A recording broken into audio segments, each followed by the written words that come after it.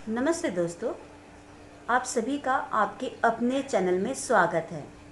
तो आज की हमारी कविता का शीर्षक है स्वाभाविक दान। स्वाभाविक इसका मतलब होता है स्वभाव से ही, या फिर हम कह सकते हैं कि व्यवहार से। जैसे प्रकृति में परोपकार करने की भावना होती है। परोपकार का मतलब होता है दूसरों के लिए कुछ करना बिना किसी स्वार्थ के, है ना। जब प्रकृति हमारे लिए कुछ करती है, जैसे कि नदी, क्या नदी अपना पानी स्वयं पीती है? नहीं। वृक्ष, क्या वृक्ष अपने फल स्वयं खाते हैं? नहीं खाते। ऐसे ही फूल, क्या फूल अपनी खुशबू स्वयं लेती है? नहीं। ये सभी प्रकृति है और ये हमारे लिए कुछ ना कुछ करती है। ठीक है, तो इसी पे आधारित हम एक कविता पढ़ रहे हैं जिसका नाम है स्वाभाविक दान, और इसके कवि है बाल स्वरूप राही जी। तो चलिए देखते हैं कि प्रकृति के द्वारा इन्होंने हमें क्या कुछ समझाने की कोशिश करी है। पेड़ किसी से नहीं पूछता कहो कहाँ से आए, वह तो बस कर देता छाया चाहे जो सुस्ताए। खिलते समय न फूल सोचता कौन उसे पाएगा, उसकी खुशबू अपनी सांसों से भर इतराएगा। बादल से जब सहा न जाता अपने जल का संचय, बस वह बरस बरस भर देता नदिया नहर जलाशय।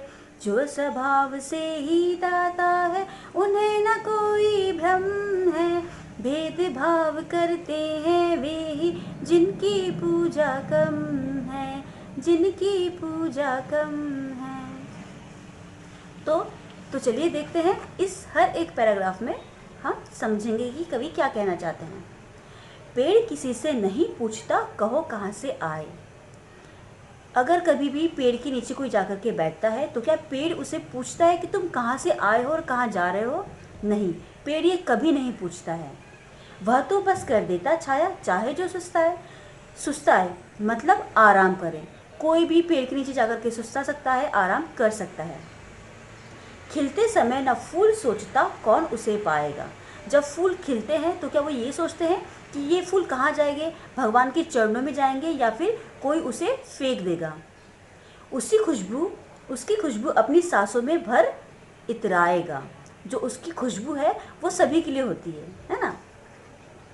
बादल से जब सहा न जाता अपने जल का संचय।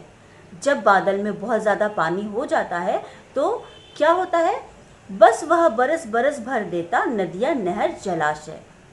तो जब बादल के पास में बहुत सारा पानी हो जाता है तो वो नदियाँ, नहर और जलाशय मतलब तालाब, तब वो बरसते हैं, बादल बरसते हैं, बारिश होती है और नदियाँ, नहर, जलाशय ये सब भर जाता है।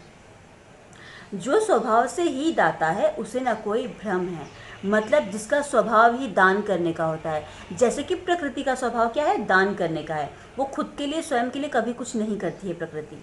ऐसे ही हमें भी अपने स्वभाव में क्या लाना चाहिए बच्चों, परोपकार लाना चाहिए। भेदभाव करते हैं वे ही जिनकी पूजा कम है। जो कभी किसी के लिए कुछ नहीं करता है वो ही सबके लिए भेदभाव करता है। जो भेदभाव करता है वो इंसान कभी किसी के लिए कुछ नहीं कर सकता है। तो इस कविता में आपने क्या सीखा?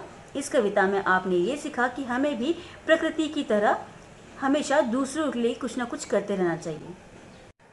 तो चलिए अब हम मिलेंगे हमारे अगले वीडियो में किसी नए टॉपिक के साथ। तब तक कि आप सभी घर में रहिए, सुरक्षित रहिए। धन्यवाद।